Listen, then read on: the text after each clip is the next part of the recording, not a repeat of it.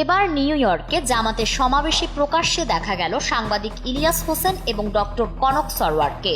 ২৬ September new ইয়র্কের ম্যানহ্যাটনের grand হায়াত হোটেলে অনুষ্ঠিত জামাতে ইসলামী সমাবেশে তাদের উপস্থিতি মুহূর্তেই সবার নজর কাড়ে। তারা সমাবেশে অংশ নিয়ে প্রধান অতিথি আব্দুল্লাহ মোহাম্মদ তাহির সহ আয়োজকদের সঙ্গে কুশল বিনিময় করেন।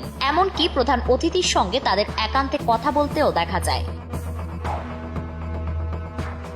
এই সমাবেশে প্রধান অতিথি হিসেবে উপস্থিত ছিলেন জামাতের নায়েবে আমির আব্দুল্লাহ মোহাম্মদ তাহের। তিনি প্রধান উপদেষ্টা ডক্টর মোহাম্মদ ইউনূসের জাতিসংঘ সাধারণ পরিষদে দেওয়া ভাষণ নিয়ে মন্তব্য করেন।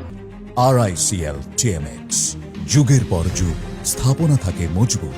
মোহাম্মদ তাহের বলেন, প্রধান উপদেষ্টা জাতিসংঘে যে বক্তব্য দিয়েছেন সেখানে নির্বাচনের বিষয়ে তিনি যা বলেছেন সেটির সঙ্গে দ্বিমত করার কিছু নেই, তবে তিনি খুব বিস্তারিত বলেননি। প্রধান উপদেষ্টার প্রশংসা করে তিনি বলেন, জাতিসংঘে প্রধান উপদেষ্টা যে ভাষণ দিয়েছেন তা অসাধারণ। যদি বক্তৃতা প্রতিযোগিতা হতো তিনি নিশ্চিতভাবে গোল্ড মেডেল পেতেন। তিনি আরো বলেন, চমৎকার বা ব্যতিক্রম হচ্ছে প্রথমবার কোনো রাষ্ট্রপ্রধানের সঙ্গে মূল রাজনৈতিক দলগুলোর স্টেক হোল্ডার যারা তাদেরকে সফর সঙ্গী করা। আমি তার এই ব্যতিক্রম উদ্যোগকে স্বাগত জানিয়েছি।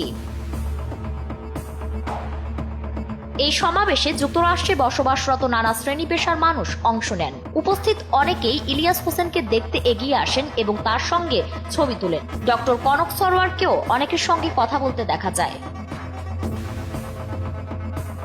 ফারিন রহমান প্রীতি, NTV।